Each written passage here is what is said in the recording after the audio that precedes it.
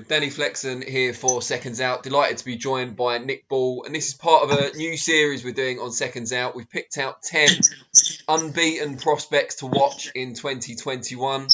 And Nick, it's probably not a massive surprise that you're one of them. Just first of all, before we talk about this coming year, tell us a little bit about your 2020, because you were lucky enough to get a fight in just before lockdown. And then you were on one of the first Frank Warren shows after lockdown ended as well. You must feel pretty fortunate given how everything panned out. Yeah, it was good. I had a good 2020. I know everything else has been going on with this year. It's been bad for everyone, but you can't start feeling sorry for yourself and stuff like that. There's some boxers out there that haven't even boxed, and I know people that have lost their lives this year, and stuff like that. So I'm lucky enough to get out twice. So yeah, I had a good 2020. And obviously the first fight was kind of a keep busy fight, if you like. The second one was a step up, certainly on paper, against a fellow unbeaten opponent in Jerome Campbell. You made it look pretty comfortable, though, on the night at BT Studios. Dropped him on the way to a clear, wide points decision. How did you find the whole experience, particularly, in a studio setting with no fans in attendance? Yeah, it was good. It was a bit different because there are no fans and stuff like that. But it's just a fight at the end of the day, innit? You can put it anywhere, and as soon as the bell goes, you're just in fight mode. So it was good, but it was good to get the first fight on TV. It was my TV debut, so that was good. So massive thanks to Frank for that. But yeah, it was a boss experience. The whole week, building up to the fight and all. I've never done that before, so that was a bit different. But I've prepared myself for all this in the past. So when I'm doing it, it's like I should be doing it. If that makes sense. Yeah, no, definitely. And as you said, it was your TV debut. Have you noticed the difference in more people recognising you, more engagement on your social media, that kind of thing, since you've been on TV? Yeah, definitely. After the fight, I got a few lots of messages saying you've gained a fan and stuff like that. So I feel like my style's TV friendly anyway. So I think everyone, when I'm fighting, will be tuned in. Do you think, because obviously your style's quite frenetic at times, you're very aggressive to watch as well, which is great for the fans. Do you think sometimes people might misconstrue that and thought, it's because it's his first TV fight, he's eager to impress or whatever? But really, you fight like that all the time. They just haven't seen you. Yeah, I fight like that all the time. That's just my style. Come forward and put the pressure on. But in that last fight, I did probably rush it a bit. I learned loads in that last fight. I probably could have got him out of there if it took me time a bit. When I had him, I got too close to him and rushed on too much. But you're just learning every fight, and then what you learned in that fight, you take into the next one. So it just gets better and better as it goes on. And how do you kind of work out your training when you haven't got a date lined up? Because at the moment, it's still hard. We know there's not going to be any shows in Britain, at least in January. Do you just tick over in the gym because there's no, or do you have a rough idea of a date, so like a month, and you work towards that? How does it work? Yeah, we got told February, said be ready for February. So I've just been in straight over Christmas. I've just been in the gym.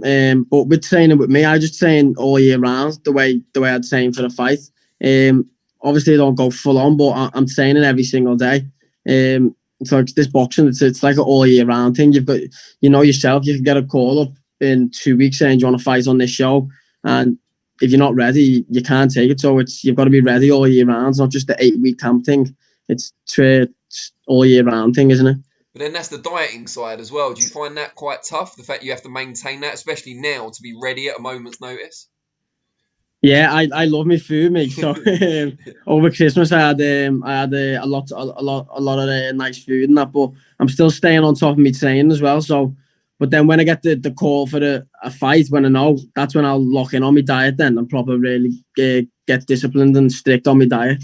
But for now, I'm not gonna sit here and lie to you. Now I'm just if I want to go and have a coffee and a cake, I'll go and do it. It's good to know. Not in the middle of the interview, but yeah, when we're finished, go for it. Yeah. How do you feel in terms of the start of a new year? Do you normally set goals of where you want to be by the end of the year? Is that something you do generally? Not really, no, because nothing's promised. Tomorrow isn't even promised, so I don't really set goals. My goal is just to remain happy, and make my mum and dad happy, and that's all that matters, really. Are they kind of your biggest supporters? I'm guessing they're very much behind you and they do a lot for you in your career and help you be settled outside the ring. Yeah, definitely. Yeah, I wouldn't be boxing if it weren't for my mum and dad. They help me massively every day. So I can't thank them enough. And also, you're part of that thriving Everton Red Triangle setup at the moment. A lot of your fellow gym mates are unbeaten as well. Some of them are on the Frank Warren shows also. How much of a buzz is it to work alongside your mates and them to be doing well? Like, you're all ambitious and you're all succeeding around the same time. Yeah, it's amazing because we haven't just joined Everton Red Triangle and it's happened there. It's been since we've been from kids, like 14, 15. I've knew some of them lads like most of my life. So to be training with them from that young age and then bringing it up to them fighting on telly with them, it's amazing really. And training in the gym with them and then fighting with them on the same shows, yeah. And we're all pushing each other on to do the same things, what we've got set for us. Now, I know nothing's guaranteed, especially in the current climate. Where would you like to be by the end of this year? Where would you see yourself? I wanted a British title fight. I know the English title is vacant at my weight. I'd fight for that if I got offered it, but I feel like I'm past that. I'd want to fight at the British title, definitely. I don't think, I'm not too sure. REECE MOULD, has he got it? He's he's like the mandatory. It was supposed to be him against Jordan Gill, but I think Jordan Gill pulled out or withdrew from the fight.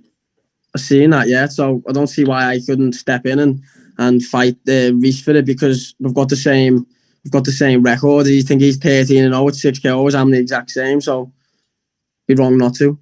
So you'd be happy for that to take place in your next fight? Yeah. What do you make of REECE MOULD? I mean, obviously you've watched him because you're thinking about the fight. What do you make of him? To be honest, I haven't watched him until I've done an interview with Richard, Blighty Boxing. I done an interview with him and he mentioned him and he mentioned Jordan Gill. I've seen Jordan Gill. I've watched him before on one of the Matchroom shows. Well, he's been on TV a lot more, hasn't he, than REECE MOULD, I guess. Yeah, but REECE MOULD, I had a watch of him. I watched the round and that. He's good. He's strong, isn't he? Yeah. He's strong, comes forward, and that's how it'd be a good fight. Yeah, it'd be a war, wouldn't it? It's a great TV fight. War, yeah. Yeah, it would be. Easy fight to make, do you think? Well, he's with Frank Warren. I'm with Frank Warren, so yeah, I don't see why not. Like, and are you someone that's quite proactive about this stuff? So would you be on the phone to Frank or someone who works for Frank saying, "Look, I want that British title fight. Can you push the board and all that sort of stuff?" Or do you just kind of let it take care of itself, your management and so on? Yeah, not really. I'm not really like that, but I don't know whether I'm going to have to start being like that and start speaking up. Like, you don't know what you'd have to do, but Paul, he's my coach and manager, Paul Stevenson. So I just let him deal with it, to be honest. That's what he's there for, innit? And he knows more than me about this boxing game. So he's my manager. He deals with it. I just do the training, and whoever they put in front of me, I'm gonna fight regardless. And we saw not too long ago someone that's not a million miles away from you, Jazza Dickens, win the Golden Contract tournament at your weight against the former undefeated British champion in Ryan Walsh. What did you make of that final? And just tell us a little bit about any relationship you have with Jazza. I'm guessing you guys must have sparred at least.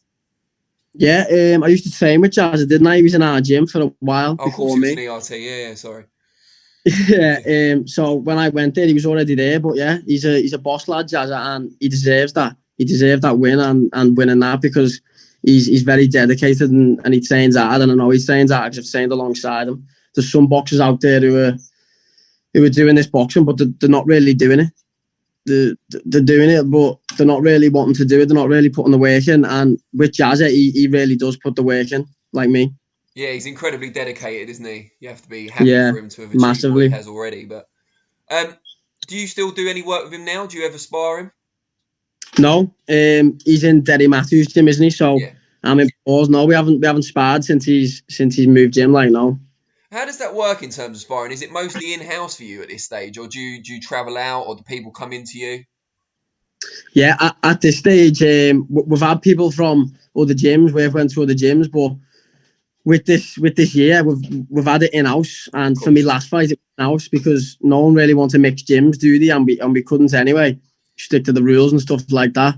But in our gym, you've got all the sparring you need. There's 7 pros there, and they're all different styles, from big to small, different weights. So our gym it's made for sparring.